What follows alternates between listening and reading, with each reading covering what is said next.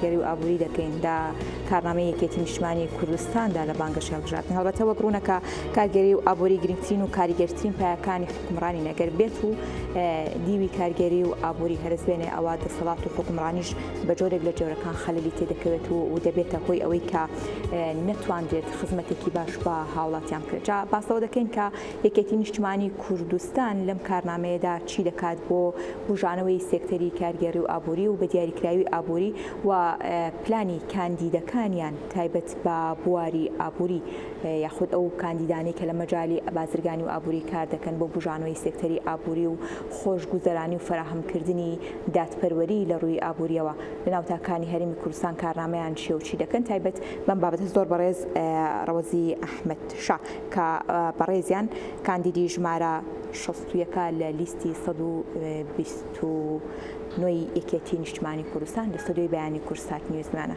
کاکڕاو سپاس بۆ ئامادەبوونی بەڕێستان بە خێراتی. سپاس بۆ بەڕێستان بەیانی جەنابیشتان باش. زۆر سپاس. سەرتا لە پرسیارێکی گشتی دەست پێ بکەم. گرنگی ئەم هەڵبژاردنە بۆ ئەم بارودۆخەی هەرێمی کوردستان و بۆ هاوڵاتیانی هەرێمی کوردستان بۆ بارودۆخە سیاسی و ئابووریەکە چۆن خوێندنەوەی بۆ دەکەن و چۆن دەبینن؟ بەڵێ سپاس. بەڕاستی هەڵبژاردن بۆ هەموو وڵاتێکیان هەرێمێک گرنگی تایبەتی خۆی هەیە. بۆ تازەکردنەوەی حکومڕانیەکەی بۆ ڕاستکردنەوەی ئەو هەڵانەی کە لە پێشتر یان بڵین لە کابینەکەی پێشترا ڕوویاوە و ئەگەر بۆ هەر وڵاتێک لە وڵاتە ئاساییەکانی دنیا هەڵبژاردن یەک جار گرنگ بێ بۆ وڵاتی ئێمە دوو جار گرنگە. لەبەر خاتریەوەی حکومڕانی ماوەی ڕابردووی هەرێمی کوردستان بە جۆرێک قەیرانی لە دوای یەک بۆ ڕیز کردوین کە ئەگەر بێت و بە زووترین کات ئێمە نەتوانین ببینە ڕاستکەرەوەی ڕێڕەوی حکومڕانی و باشکردنی یان بڵێن چارەسەرکردنی ئەو هەڵانی لە ماوەی ڕابردوو ڕوویاوە کارەساتی گەورەی بەدوایە. ڕۆژ لە دوای ڕۆژ لە سایی ئەو سیاسەتانەی ماوەی ڕابردوو کوردستان بەشێک لە هێزەکەی خۆی لە دەستاوە هەم لە ڕووی ناوخۆیی هەم لە ڕووی ئیقلیمی هەم لە ڕووی دەولی. بۆیە هەڵبژاردن گرنگیەشی تایبەتتری هەیە لای ئێمە وەک لە شوێنەکانی تر. باشە کاکڕۆست هەڵبەتە لە بانگەشەکەدا بۆ ناساندنی خۆت و هاوکات بۆ ژمارەکە تا دەنگدەران متمانەت پێ ببەخشن باس لەوە دەکەیت کە هەر کاتێک یەکێتی نیشتیمانی کوردستان بەهێز بێت ئەوە ئابووری بەهێز بۆ و بژاوەتەوە پێچەوانەکەیشی ڕاستە. یەکێتی نیشتیمانی کوردستان بەم هەڵبژاردنە چۆن دەتوانێت بارودۆخی ئابووری و ڕاست بکاتەوە و چۆن دەتوانێت دادپەروەری بگەڕێنێتەوە لە ڕووی خزمەتگوزاریەوە بۆ ناوچەکانی هەرێمی کوردستان؟ بەڵێ ئەوەی کە ئێمە باسمان کردو تەنها باسکردنیی ئاسایی نییە. ئەمەی کە ئێمە باسی ئەەکەین لە ناو پەیامەکەمانە ئەمە بیرخستنەوەی ڕاستیەکی حاشا هەڵنەگری ماوەی ڕابردووە. بۆیە ئاشکرایە هەمومان لە بیرمانە ئەو زەمنەی کە یەکێتی باڵادەست بووە یان کە یەکێتی زۆرینەی بڕیارە چارە نووسازەکانی بەدەست بووە توانیوێتی بڕیاری دروست بە توانیوێتی خزمەتی کۆمەڵانی خەڵکی کوردستان بێ جیاوازی بکە لە هەموو سێکتەر و چین و توێژەکانە. بۆیە بەڕاستی پێویستە یەکێتی لە ماوەی ڕابردوو چۆن لە سایی تووڕەبوونی خەڵک تەحملی ئەوەی کردو وەک یەکێتی وەک حیزب خۆی کە خەڵک لی تووڕەبووە خەڵک دەنگەکانی لە یەکێتی وەرگرتەوە یای بەلایەنەکانی تر هەم ئەو لایەنانەی کە تازە دروست ببوون خەڵک طموحێکی هەبوو بە حساب یان بە ئومێدی ئەوەی کە بتوانن ئیشێکی باشتر بکەن. لە نەتیجە دەرکەوت ئەم بیرکردنەوەی خەڵک بەگشتی بوو بە زەرەر بۆ خەڵک خۆی بوو بە بارگرانیش بۆ یەکێتی نیشتیمانی کوردستان. یەک نمونەی بچووکە بۆ بێنەوە ناوچە هەیە من سەردانم کردووە یەکێک لەم ئەحزابە بچووکانە بەقەد یەکێتی دەنگی تیا هێناوە. بەس لە ماوەی ئەم چەند ساڵی ڕابردوو هەرچی قسەی ناخۆشە بە یەکێتی وتراوە هەرچی زەختە لە یەکێتی کراوە هەرچی ناڕەحەتیە بەر یەکێتی کەوتووە ئەو کەسەی کە بەقەر یەکێتی لەوێ سەڵتی هێناوە بۆ یەک چاخواردنەوەش نەچۆتەوە بێ هەرچی خزمەتێک ئەگەر کەمیش بێت لەو ناوچەیە کرابێ هەر یەکێتی کردوێتی. باشە خەڵکی ئەم ناوچەیە ئێستا گەیشتونەتەوە قەناعەتەی بیریان لەوە کردوانێ ئەڵێ ئێمە غەڵەتمان کردووە کە دەنگمان ناوە بەو لایەنەی لە دەرەوەی یەکێتیە گەیشتونەتە ئەو بڕوایی کە تەنیا یەکێتی ئەتوانێت خزمەتی خەڵک بکات تەنیایشێتی ئەتوانێت ببێتە ڕاستکەرەوەی باری لاری حکومڕانی سەپێنراوی هەرێمی کوردستان. باش کاگڕۆست بەر لەوەی باس لە بابلین کارنامەی خۆتان بکە نەگەر بێت و هاوڵاتیان دەنگدەران متمانیان پێدایت و متمانی دەنگدەرانت بەدەزێنە. ڕەوەزی ئەحمەد شایەکێکە لەو کاندیدانەی کە بەکارە خۆبەخشیەکانی ناسراوە ینی بەر لە هەڵبژاردنیش ئەم کارانت ئەنجام داوە.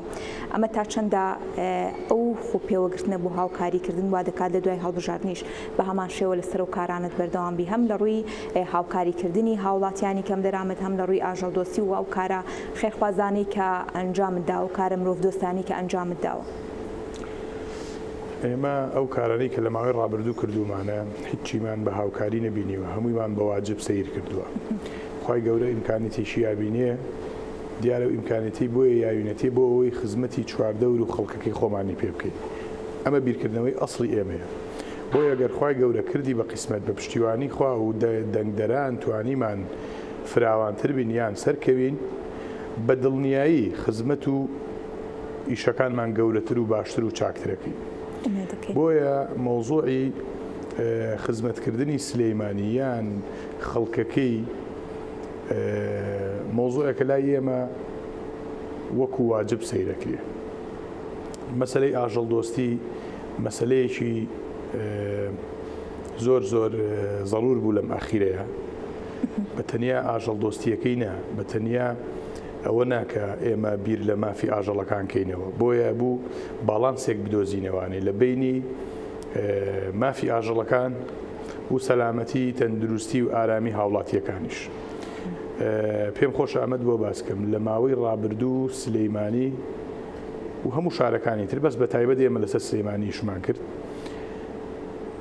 لە ڕووی ئاژەڵی بێلانە سەجی بەڕەڵا یعنی لە ڕقم و حەد و ئوسوڵ چوو بۆ دەرەوانێ بۆیە پێویست بوو لەم سەروبەندیکردنەوەی دەوامی قوتابخانەکان مناڵ بەڕاستی زۆرینەی زۆری بە پێ هاتوچەی خوێندنەکان پێویست بوو یەکێک خەمی لێ بخوا.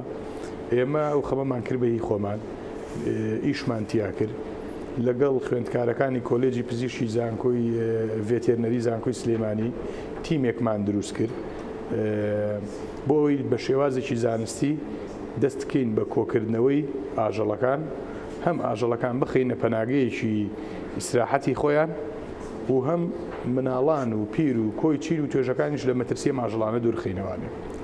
بەڕاستی ئەمە زەڕور بوو و نزیکی 5 مانگ ئێمە ئیشی تیاکەین بە بەردەوامی و حالیەن لایەزاریش ئیشی تیاکرێ و هەر بەردەوامە بین هەتا ئەو وەختەی باڵانسی ئەم مەترسیە ئەهێنینە ئاستێک کە مەترسیەکەی بێتە گرین لاین یعنی ئاسایی بێت چونکە لە باری ئاسایی زۆر بەرزتر بوو. باش کارنامەی بەڕێستان بۆ یاخود پەرلەمانی کوردستان چییە؟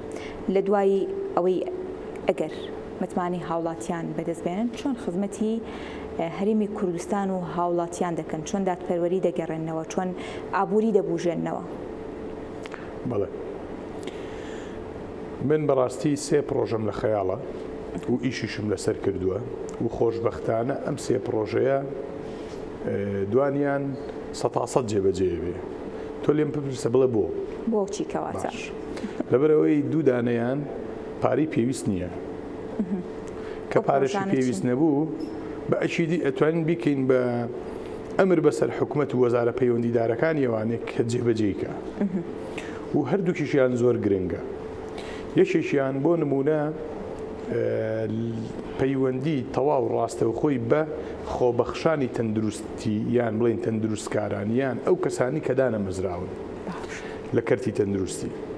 ئێمە لە حاڵەتێکین ئێستا لە کوردستان حاڵەتێکی وا حسابی بۆ بکەین حاڵەتێکی تاریئە یعنی بڵێن حاڵەتێکی بێکاریەکی زۆرمان هەیە و توانای دابینکردنی هەلی کارێکی باشمان نییە بۆیە پێویستە ئێمە معالەجەی ئەم حاڵەتە بکەین بە سەریعی. چۆن؟ ئێمە ئەبێ بین سوود لەو هەلیکارانە ببینین کە لە وڵاتەکانی چواردەورماندانراوە.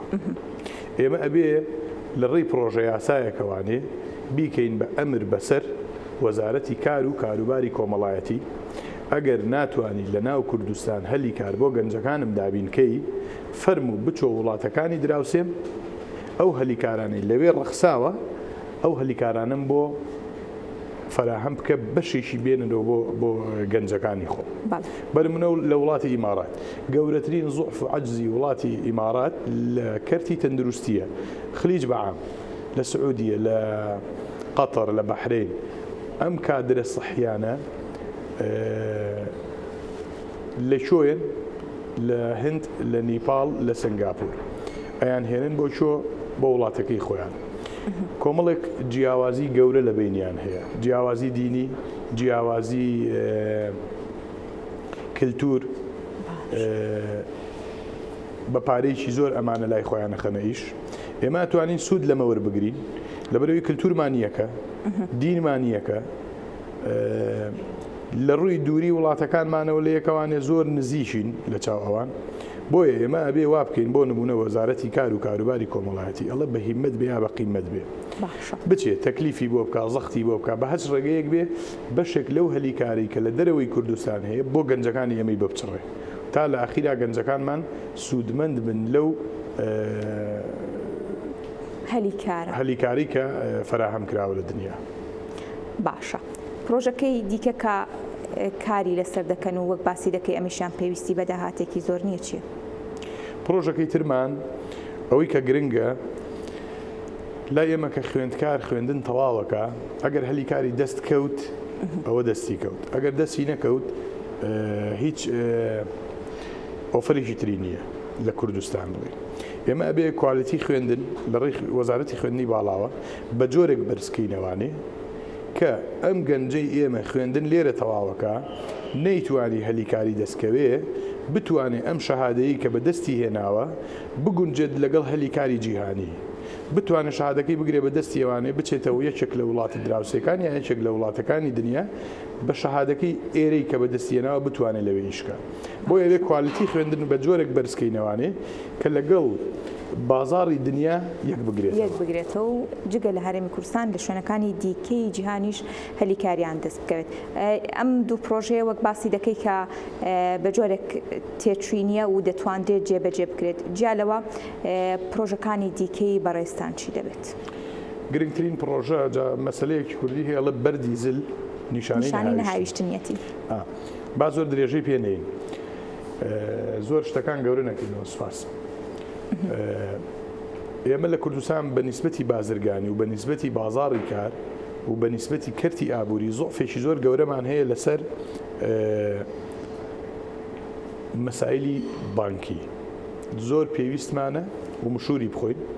بۆیە یەکێک لە بیرکردنەوەکانی من کە لە ئێستەوە ئیشم تیا کرد و حساباتمان بۆ کردووە ئەبێ حکوومەت مولزەمکەین بە هەچ قیمەتێ بە هەچ دۆخێک بێ بە زووترین کات بانکێکی نیشتیمانی دروستکە بۆی ببینە خاوەنی بانکێکی نیشتیمانی ئەم بانکە لە کۆتاییەکەیە یارمەتی هەموو چین و توێژەکان و هەموو سێکتەرە بازرگانی و ئابوووریەکانی کوردستانەیە. ئەتوانێت لە هەموو قەیرانەکانم بانکە خزمەتی خەڵک کا بەبێ جیاوازی بەگشتی. جاگە جەنابێ سیر بکەی ئەم سێ پرۆژەی من بۆ جەنابتم باس کرد.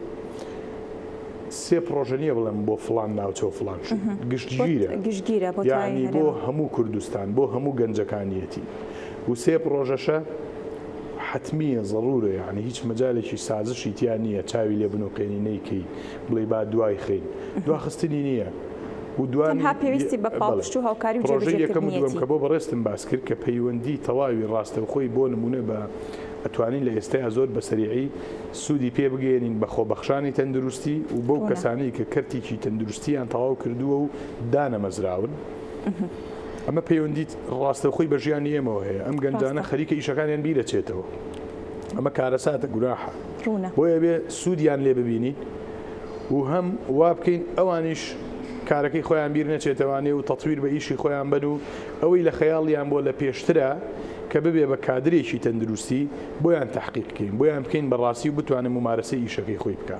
بەڵێ بۆ ئومێدی سەرکەوتن و جێبەجێکردنی تەواوی کارنامەکە لە ئەگەری بەدەستهێنانی متمانەی هاوڵاتیان. زۆر سپاس بۆ وەرەوەزی ئەحمەد شا کاندیدی ژمارە 61 لە لیستی 129 یەکێتی نیشتیمانی کوردستان. دووبارە سپاس بۆ بەڕێستان.